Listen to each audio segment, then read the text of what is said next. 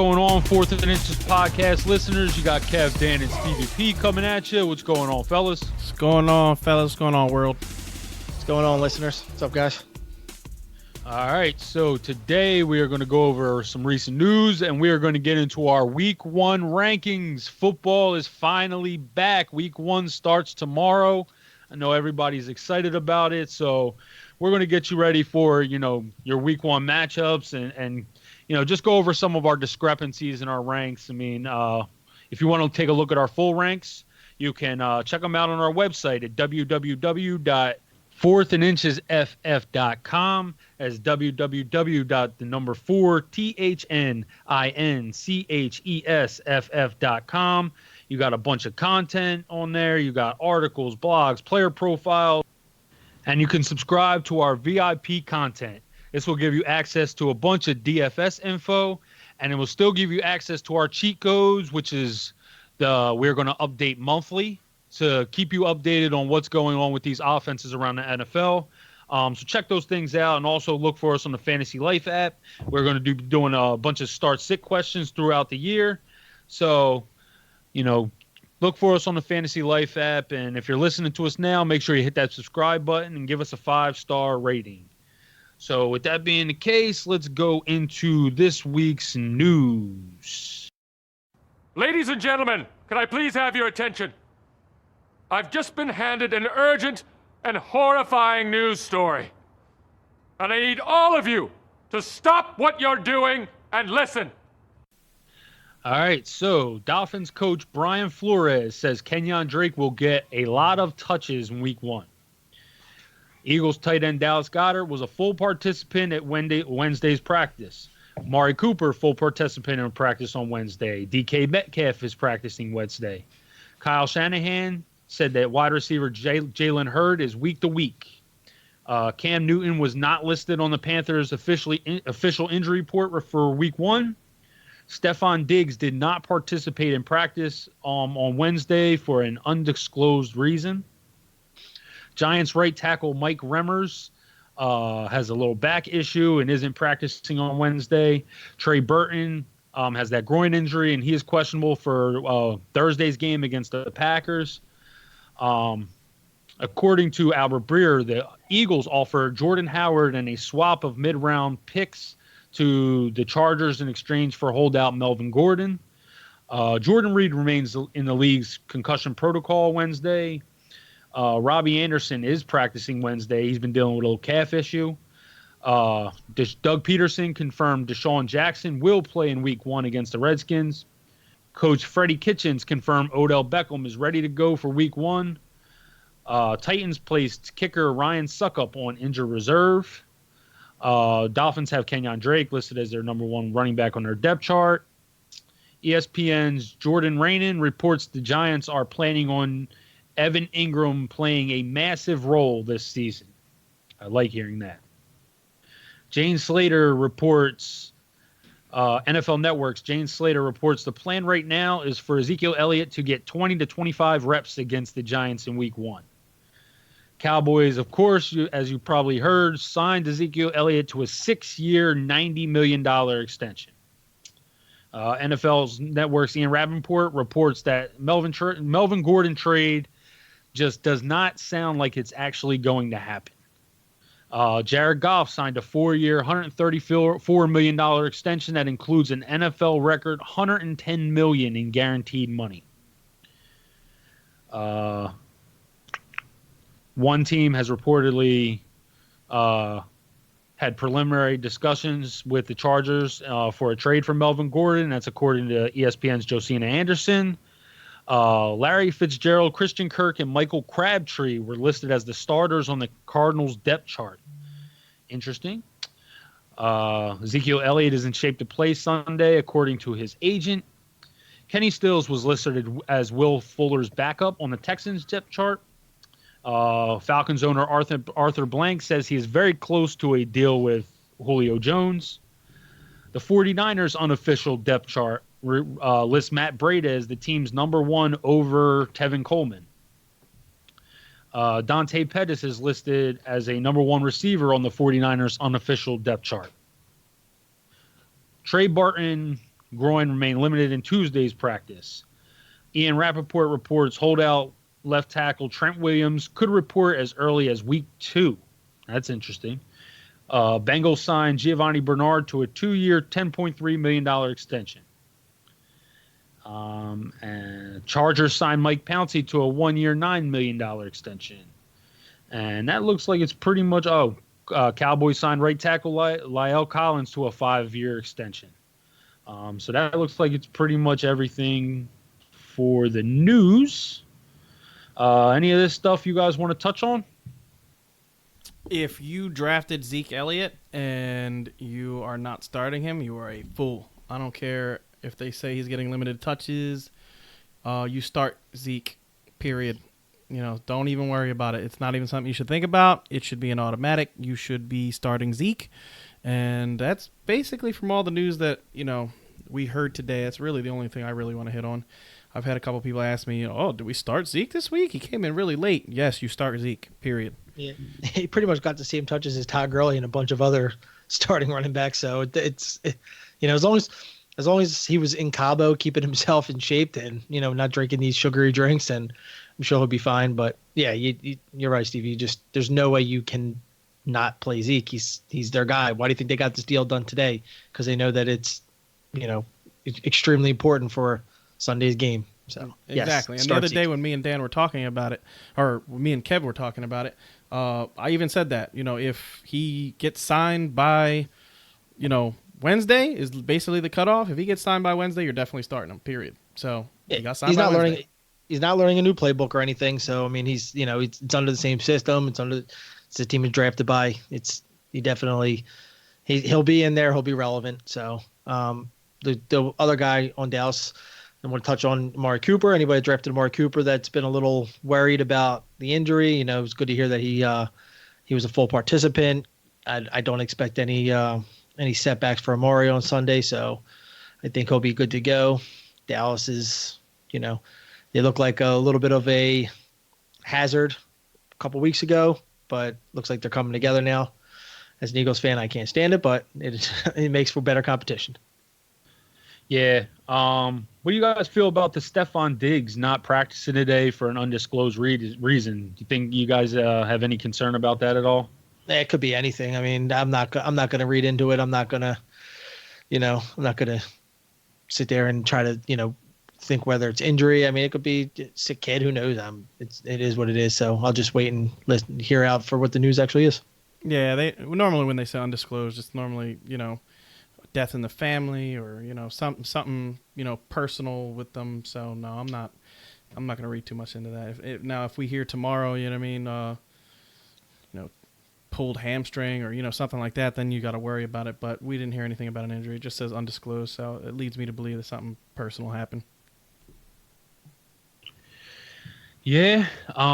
Yeah, it's pretty much it. I will say I like hearing the Evan Ingram news. I think, this is something a lot of us expected, but, to hear them actually come out and say that, and, I think that's going to hold true. I do think he's their best weapon outside of Saquon Barkley. So, it was good to hear that coming from them. So that should be it for the news. I think we pretty much touched on anything relevant. Dan, you have something? I wanted to touch on the Giants real quick. They obviously knew that, I don't know, I guess because Jones had such a good preseason, but they said that if Jones would have been the starter, Giants' odds to win the Super Bowl would have been slightly better than they are now. It actually dropped a tiny bit, obviously Eli being the starting quarterback. I read that earlier. I thought that was pretty funny. We're going to see Jones, I think, at some point this year. He showed too much in preseason, and Eli is just, Eli gets through a handful of games and then the booze and, the chants start. And now that they have somebody literally waiting to showcase himself, and you're going to hear those chants for Jones, and we're going to see him at some point. So it's exciting. Yep. So, all right. So we are going to get into our ranks a little bit, talk about some discrepancies, or not really even discrepancies, just guys that, looking over our ranks, we, each one of us either appears to be a little lower on, a little higher on. So let's get into it now. We're going to start with our quarterbacks. And I'm going to come to you first, Steve. You seem to be a little bit lower on Jared Goff than Dan and I. I actually have Goff maybe 2 spots ahead, so it's not too much, just outside of number 1. You have him down at 15. Is just everybody just think everybody's a little bit better, or is there something about Goff this week that you're not really in favor of? I just think the Panthers' defense is a little bit better than people are giving them credit for. They upgraded that defensive line in the offseason. To me, it's a home game, for the Panthers. I feel like, the hype of, Cam coming back from last season. I think the defense is going to be super amped for this game. They lost a couple of old vets, but brought in some really good, nice, young talent. I just feel like, I feel like it could be a situation where, you see a whole lot of this, and the Rams, I think you see a whole lot of this defensive line getting after this offensive line with the 2 new starters at center and guard. They lose their starting center from last year, their starting left guard from last year, and now, we don't know what, Nate Boom and the other guy, I can't think of his name right this second, but we don't know what those guys are going to bring to the table. You know what I mean? I think combined they have something like 100 snaps total in the NFL. You know what I mean? Like they're not guys that we've ever seen start at a high clip. So to me, just the good defensive line against a suspect offensive line, I think Goff could be, check down Charlie in this game. All right. So I will talk about the guy I'm probably higher on, and I've been highest on him pretty much all off season, and that's Matthew Stafford. I actually have Stafford at number 6. I think that the Cardinals' defense is garbage, and the offense that they are going to be running is going to make it even worse. They're going to be playing a lot of up-tempo. It's going to put their defense on the field a lot. We saw this with the Chip Kelly Eagles, and, it tires out the opposing defense, but it also can tire out your defense too if you get 3 and outs and you keep sending your guys back out there. I do think this will be a little bit of a high-scoring game, so it could be a fun game to watch. But I think that Stafford, was just getting a bad rap because of last year, and last year all his parts were moving around. He had Marvin Jones getting hurt, he had Tate get traded. Just familiar targets wound up leaving, and I think he's going to bounce back, especially in week 1 against a defense that's, to me, is just terrible. All right, so Dan, I'm going to get into you. You seem a little low on Jameis compared to Steve and I. Steve, you have him at 12. I have him at 4 because I'm extremely high on him this week. You have him at 15. Talk about Jameis Winston, and feelings on him. It actually wasn't intentional. I didn't realize I was that low on him until you guys brought it up. But it was one of those things where I was just playing puzzle pieces and seeing who I liked with different matchups. And then at the end of the day, when I settled on my QBs, I slightly noticed that he was sitting at 15 because I think I have him, like 10, 12, prior, for the yearly ranks, but. It was just basically guys that I liked more. I don't think he's going to have a bad week. I'm not low on him. I think he'll have a decent week. I was just plugging away with guys that I liked against other teams, and even guys that were going, even good, quarterbacks like your, Mahomes, who's going up against Jacksonville, and Rodgers is going up against Chicago, who are playing against tough defenses, but I still had to keep them up there just for the simple fact that they are who they are. I didn't want to drop them too far in my ranks solely because of the defense. I know the defense obviously has a huge part as to what their production is going to be, but if I'm ranking a guy high in the beginning of the year, I will drop him because of defense, but I'm not going to drop him dramatically because of it. So I still had to keep my core guys up there at the top. For that reason. So, yeah, I mean, I just, started plugging away and putting some guys ahead of him, and that's where he fell. All right, so I am going to surprise you guys a little bit looking at it now and add a couple names to the quarterbacks, considering since we kind of went through that a little quick, and that's actually a good thing. So it gives us a chance to go into some more. So Steve, Kyler Murray, you have Kyler at 5. Talk about your love for Kyler. We kind of already know it, but talk about it for this week. I think that the Lions are going to have a tough time matching up with the speed of this offense. When you think of the Lions' defense, the strength of their defense is stopping the run. When you put out an offense that is very high tempo, get the ball out quick, get back to the line of scrimmage, I think that's going to affect the Lions' defense. I think that's going to have them in a hurry up mode. And if Kyler, shows what he showed in the preseason, that he can be accurate, he can move around in the pocket, he can get the ball out of his hands quick. I think that this offense is going to be something that gives the Lions a little bit of fits, and I think he's going to be very good this week. I think easily. I have him penciled in for at least 50 yards rushing. Which we already talked about the rushing floor. And if you're in a 4-point per passing touchdown league, rushing numbers are super important.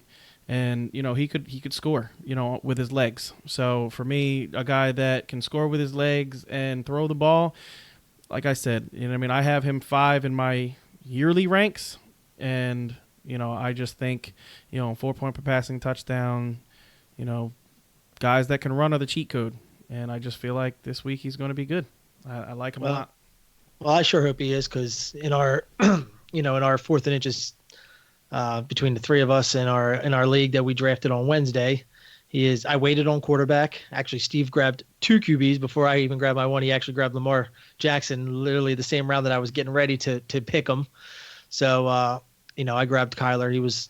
I was happy with it. I kind of wanted Jackson slightly ahead of him, but I'm actually at the end of after I sat down, thought about it, I was really happy I got Kyler.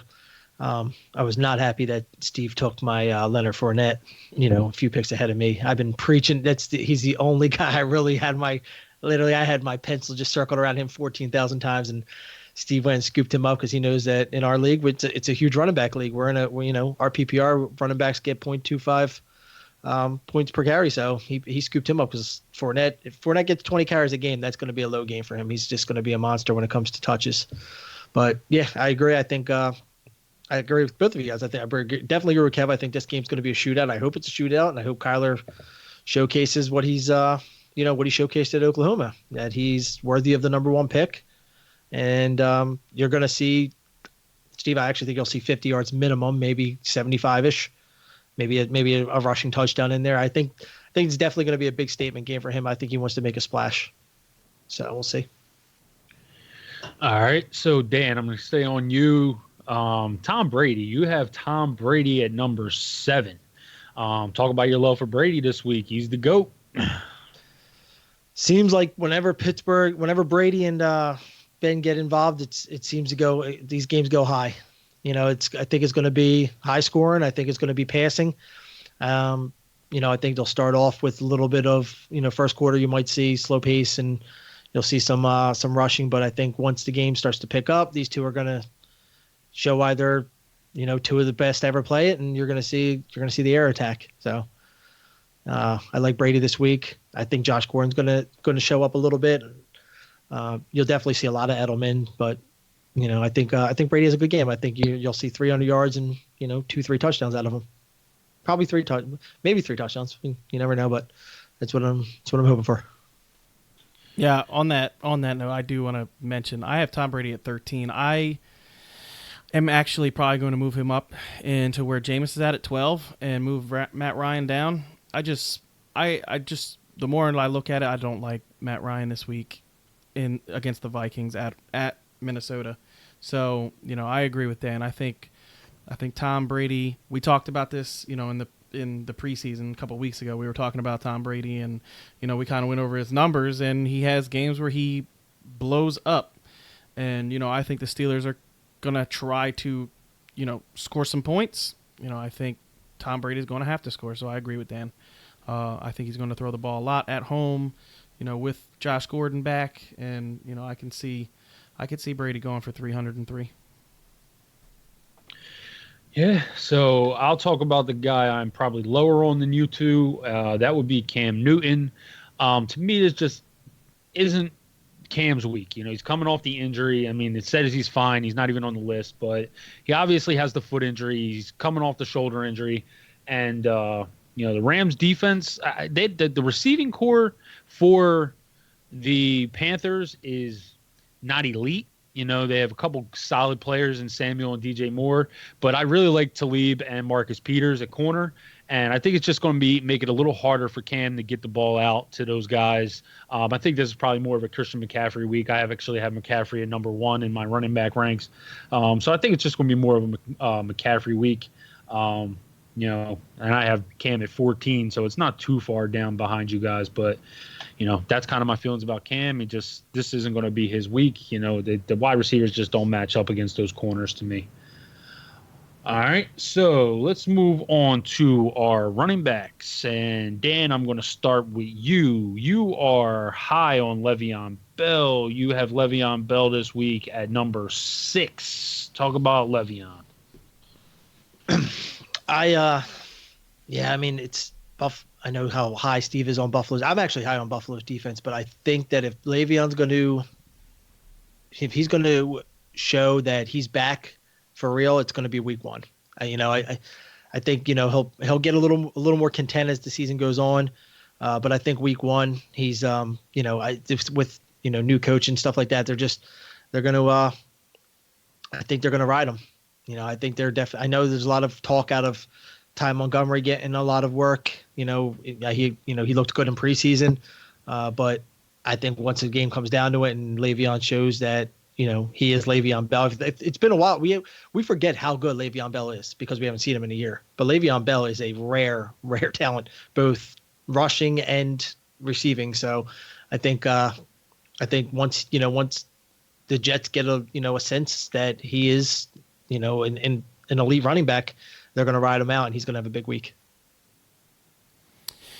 Yeah, so I have Le'Veon Bell at 14. My thing is, I don't think, and I said this in the preseason why I didn't want Le'Veon Bell in the first round. I just don't think his running style fits with the offensive line. You know what I mean? With the Pittsburgh Steelers, his running style was, he can hold on to a lineman's belt, kind of stand back there and find the hole and wait for it. I'm sorry, Tremaine Edmonds against this offensive line, good luck. I just don't think this offensive line is good. I know they added Matt Khalil, which, Ryan Khalil, not Matt. Matt got cut by the Texans, but Ryan Khalil. But Ryan Khalil didn't look good last year. If you watch Ryan Khalil, he really took a step back last year in his play. He's getting older. And, with the Panthers, he just didn't look that great. So I don't really think that was a huge upgrade. Kelechi Osemele is one of my favorite guards in the league, but last year he also took a step back. So if this offensive line doesn't gel, I think Le'Veon Bell is going to have a really hard time finding holes, and that's why I have him at 14. I think this Bills defense is legit. You add some of the pieces that they added to this defense, and I just think this is going to be. I don't think the Jets are going to have a very good game this Sunday. What about all the checkdowns, though? You don't think he's going to see a monster amount of checkdowns? Yeah, I do. I think he'll catch the ball a lot, but they also have Jamison Crowder to catch checkdowns. You know what I mean? I don't know. See, I also don't trust Adam Gase. I don't think Adam Gase is going to use Le'Veon Bell the proper way either. You know what I mean? Don't get me wrong. I think Le'Veon Bell is a super talented running back. I just don't like this coach. I don't like this offensive line. And to me, I just think the Bills, honestly, are just going to run all over them. I think the Bills are just going to torture this Jets team. A little homerism, Steve. No, it's not even homerism. I just don't think the Jets are any good. I know people are hyping them up. I'll agree with you. I don't think they're great, but I do think that I think they're a little better than people give them credit for. Slightly better than what some people give them credit for. Because I like Sam Darnold so much. I do not like Adam Gase. I think he was terrible in Miami. I think he's gonna be terrible in New York. But aside from some receivers that could use a little work, I think that they have two good starting pieces when you have Darnold and you have Bell. So Yeah. Yeah, Peyton Manning made that dude. Let's get into David Montgomery, Steve, because you are way higher than on David Montgomery. You have him at 16. I have him down at 25, and Dan has him at 22. So you're a good 6 spots ahead of even Dan. Talk about how you love Montgomery this week. I just think at home the Bears are going to show off their new toy.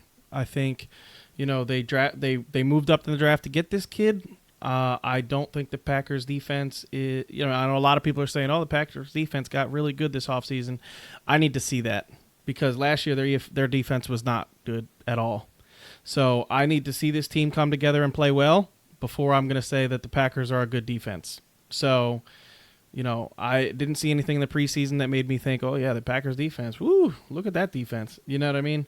So the Bears have one of the better run blocking lines in football. They basically made Jordan Howard almost 1,000-yard rusher last year. I mean, he missed it by a couple yards. And I think that David Montgomery is much better than Howard was. And I think tomorrow they are going to give him the ball a lot. They're going to want to keep it out of Aaron Rodgers' hands, and I think David Montgomery is going to get a heavy workload tomorrow, and we're all going to see David Montgomery on the big screen getting a lot of touches. Yeah, I could see it happen. I don't think that they're going to forget about the big play machine that Tariq Cohen is either. So I could see Tariq Cohen getting a lot of passing work. But I do agree. I do think they're going to hand the ball off to Montgomery a good amount just to keep it out of Rodgers' hands. I will get into my guy. I have Tevin Coleman. I'm way higher on Coleman than you guys. I have him at 20. You guys have him in the 30s. I'm not believing this report that came out, mainly because you don't go out and sign a guy when you have, if you're planning on starting Matt Breida, you're not going to go out and sign Tevin Coleman and give him more money. The depth chart that was released is unofficial. And I feel like a lot of times teams will play games, making the opposing coach think, another player is going to be out there when not. This is a situation where I think, Shanahan's messing around with the opposing coach, with Breida. And, Breida might be on the field to start, but I think Tevin Coleman's going to get a lot more of the work. And against this Bucs defense, he's just going to run roughshod because the Bucs can't stop anybody. Yeah, the Bucs are bad. They're bad on stopping the rush, stopping pass. I got Coleman in the low 30s, not because I think he's I do think he's going to get more. I agree with you, Kevin. I do think he's definitely going to get more. He's going to outtouch Breida, and I don't really believe the report either. A lot of people are making a lot out of it, but I do think it's going to be. I do think they're both going to get a lot of work. That's the only reason that I like, a lot of guys ahead of them because a lot of these guys that we have ranked higher, I think are going to outtouch them. And I think Breida is still going to, get a lot of carries. He'll probably be on the field for the first couple of drives for majority of it. So unless Shanahan literally runs the ball, as much as we've been talking about, which can happen, but, for that to happen, maybe they need to get a big lead. Then I don't think Coleman is quite 20s ranking for me. I think, third, until they show what kind of offense that they're going to put out. And we know that Shanahan is a very heavy, run coach. But I just think that I think the gap is too close between him and Breida, even if he is going to be slightly, slightly more used than he is. But I think the gap is too close. So I think I have him and then Breida like just slightly behind him.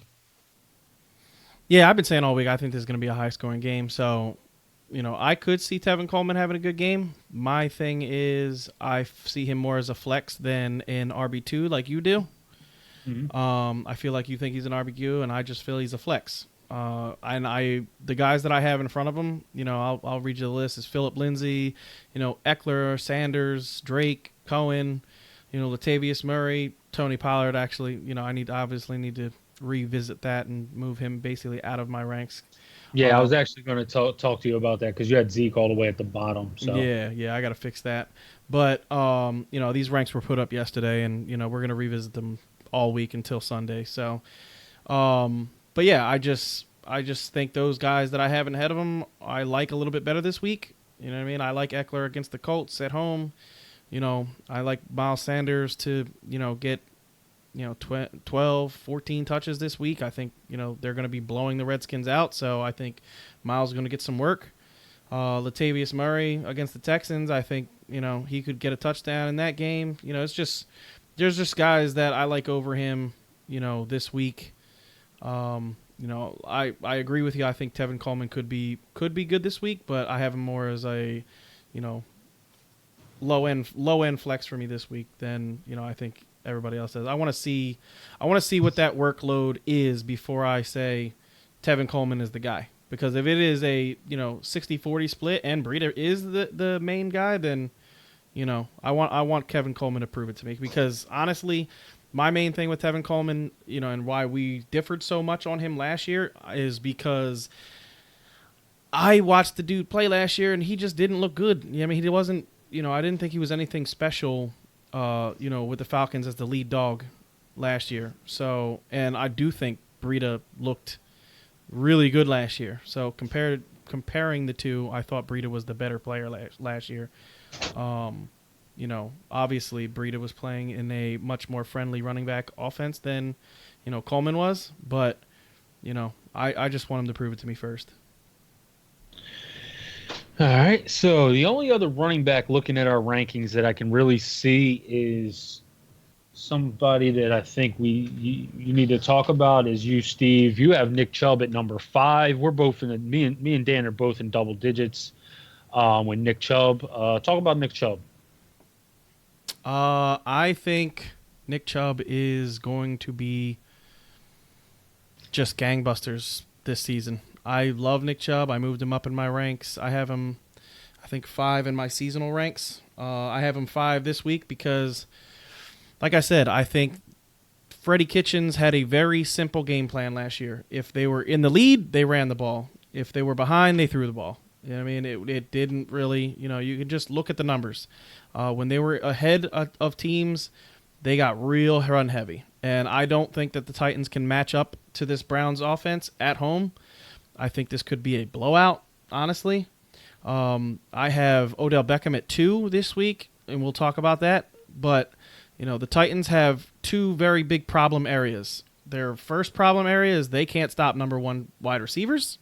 And their second problem area is, they can't stop dynamic running backs when the game gets late. They tire out, and it starts to, snowball for them, and I think that's what's going to happen tomorrow. So for me, Nick Chubb, I think easily could have 100 yards and a touchdown this weekend with a second half heavy workload is kind of the way I'm feeling. All right, so there you have that. That is our running backs. Yeah, it's actually funny you say that about the wide receivers, man. They really missed on first round Adoree Jackson. I don't think Adoree Jackson is anything special. Yeah. I saw him get beat by backup Eagles wide receivers in their preseason game. So, let's get into the wide receivers a little bit. So I'll start it off this one. I am a little lower on Tyreek Hill than you guys are. Dan, you have Tyreek Hill at 8. Steve, you have Tyreek Hill at 8 also. I have him at 15. They just said Jalen Ramsey's going to be shadowing him.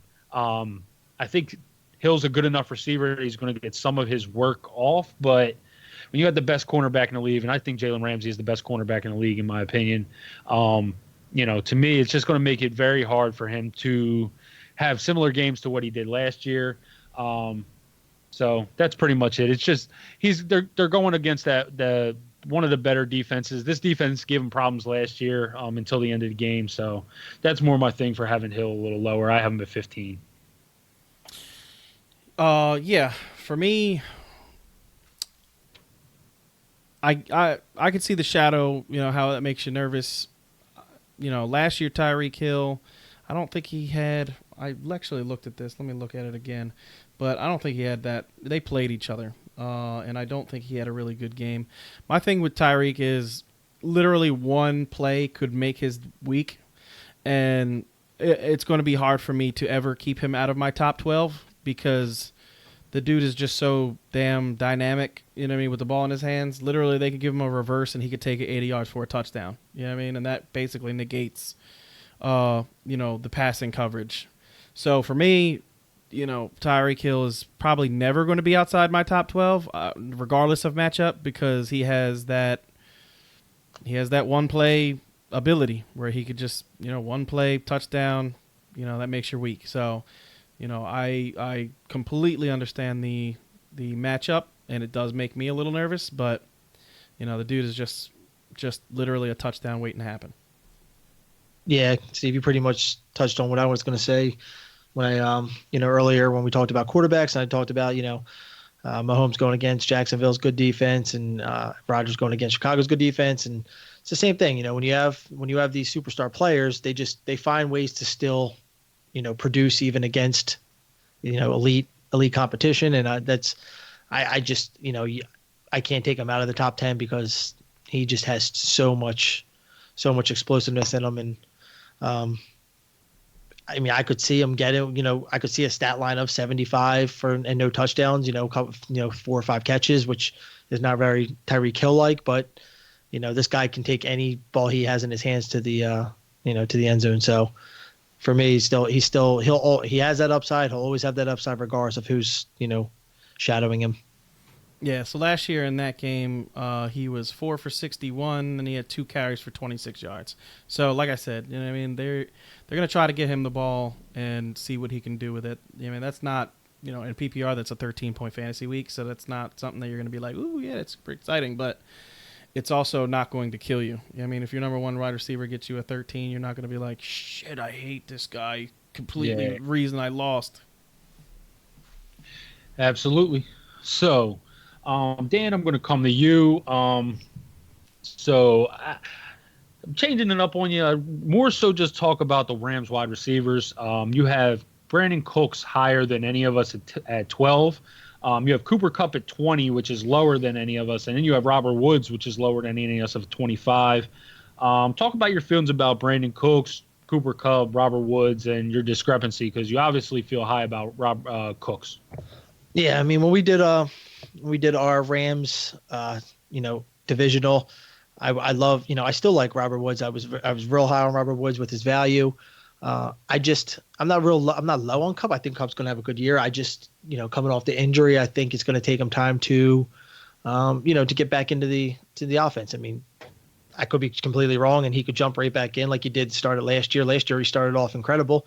Could totally see that as well. But I'm more so weighing in on the injury factor and, acclimating himself back with Goff, because Goff, Super Bowl team, they, he's got that rapport with Cooks and with Woods. And, the more I'm looking at it, the more I'm just really starting to like Cooks a lot more. And I think that he's going to, Cooks is definitely his guy. I don't think anyone's going to, debate that, but I think that he's going to have a big year with Cooks. And I think all three of them are going to have really good years. For week one, I want to see Kupp on the field. I want to see what he looks like coming off that injury, and then we'll go from there. So he's not, I didn't drop him too low, not crazy lower than you guys, but I'm not giving him that, top 12, top 15 leeway quite yet until, this is a guy that missed most of last year. So until we see what his re-ability is into the league, then we'll go from there. All right. Steve, Will Fuller.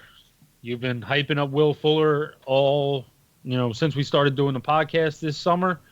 You currently have Will Fuller at 21. I have Will Fuller in my 30s at 33. And Dan, you have Will Fuller, I believe, at 27. So, yeah, you're way higher. You have Will Fuller as a number 2 receiver. Talk about your love for Fuller. Yeah, I just think that Will Fuller going up against New Orleans this week, I like the matchup. I think it's going to be a higher scoring game. I think Deshaun is going to have to throw the ball. And, DeAndre Hopkins is DeAndre Hopkins. I have him at 1. You know what I mean? I think that the Saints are not going to have issues scoring against the Texans defense. And if that's the case, I think Deshaun is going to be throwing a lot. And the one thing that Deshaun has shown the ability to do is bring his team back. It doesn't matter what the deficit is. He always has his team in it. And I think if he is going to be in this game, he's going to have to be throwing the ball a lot. So, Fuller to me is a guy that I definitely could see getting, 75 yards and a touchdown in this game. And I don't think that's a stretch. Yeah, I actually am excited for this game too. This game could be really good. That Texans air attack could be very lethal this season, especially once Kiki gets back. I don't know if Kiki's going to play week 1 or not. They were always saying he was questionable, and I haven't heard anything new. Have you guys heard anything new on Kiki? No, not yet. Nah. So, yeah, who knows whether he's going to play or not. But, yeah, that Texans air attack could be really good if those three are on the field. One more wide receiver I'm going to get into is Dede Westbrook. I have Dede Westbrook at 23 as a wide receiver 2 this week. I do think they're going to be catching up or have to catch up to the Chiefs. This offense isn't going to get slowed down that much. And I'm not really the biggest fan of the Jacksonville offense, but Dede Westbrook is a guy that we saw got ultra targeted in the preseason.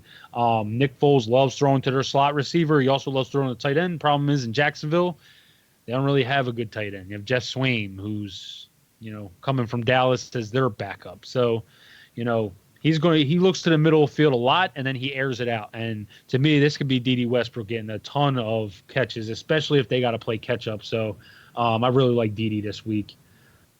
So let's move on to our tight ends. All right, so Steve, I'm going to start with you. You are highest on Jack Doyle. You have Jack Doyle at number 8 this week. Talk about Jack Doyle and why you think he's going to be so high in your ranks. I just think he's going to get peppered with targets.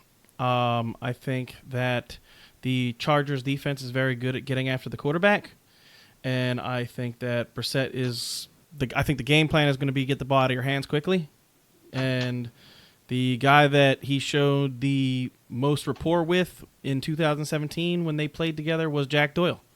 I think Jack Doyle is very good in space. I think he's one of the better tight ends of getting open, quickly. And if that's the case, I think that, Frank Wright is a good enough coach to realize that, Brissett can't hold onto the ball as much as he did in 2017. He needs to get it out quick. And the guys that he's going to be getting it out quick to are, I like Paris Campbell this week. I like Jack Doyle this week. I think guys that are going to be getting open quickly, have the ability to get open quick, and then, occasional shots downfield are going to open up this offense. So I think Jack Doyle is going to be one of those tight ends that you can put in your starting lineup this week, and you're going to be happy with, his, 5 for 55 or 60 and, a possible touchdown. Yeah. My only thing with Doyle is I just saw Brissett have a little more chemistry with Ebron in the preseason. So that's my only thing with Doyle. I do still want to see how that kind of plays out because, both of those guys could be relevant in this offense. I mean, they just gave Jacoby Brissett an extension. So something tells me that they want to see what Jacoby Brissett has, and they're confident that he could be a good starting quarterback. So, Dan, I'll get into you. You were really high on TJ Hockenson. You actually have TJ Hockenson number 8 overall. So talk about your love for TJ Hockenson this week.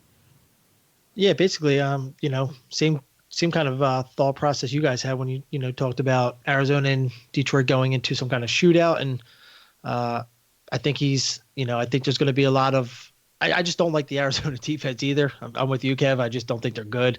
I don't think they can cover the middle field at all. So I think TJ is going to just chew them up on the inside. I think he's going to get, we're talking PPR, ranks here, and I think he's going to get a ton of targets. He's going to see a lot of work, and he may not have a huge stat day. He's probably not going to go over 100 yards, but I could definitely see 10, 11 catches and, a touchdown maybe, I definitely think he's going to get a touchdown today. I think his first NFL game, he's going to get a TD, and he's definitely, in my opinion, going to be a top 10, tight end week 1.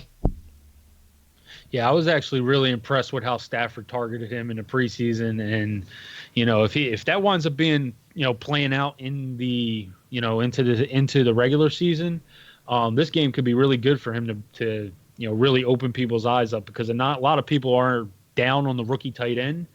I actually am high on Hockenson. I actually have him higher than you. I actually have him at 7, but I noticed that was one of the guys you were really high on, so I wanted to get you to talk about him. Steve, you got any thoughts on Hockenson? Yeah, I think that if you watched what they did in that third preseason game, you have to be a little bit excited about, what Hockenson could be this year, because, if you guys listen to our Dynasty podcast, we talked about, some of the guys, and Hockenson was one of the guys that we spoke on. Dan had brought it up. He said, "What do you guys think about Hockenson?" And I think, consensus from us three was, by far the best tight end in this draft. He can do all three things, and I, made it a point to let you guys know that, all the great tight ends in this league can pass, block, and can catch, because, it's hard to figure out how they're going to be used in the offense when they can block and run patterns. So, Hockenson is, to me, a top 3 tight end blocking wise coming into the league. If you watched him in college block, the dude would stonewall defensive ends like all day long. And if you watched him in the preseason, he had some pretty good pancake blocks early in the preseason. So to me, he's one of those tight ends that doesn't ever need to come off the field. And if they, Matt Patricia uses him the way he should be used, he could be really good this year. Yeah, dude, those corn-fed Iowa boys, they like to knock around some boys. They're not out there finessing. I mean, don't get me wrong, Kittle and whatnot, they're super, super talented receivers, but they like to knock around some boys too. So they definitely play both both aspects of the offense.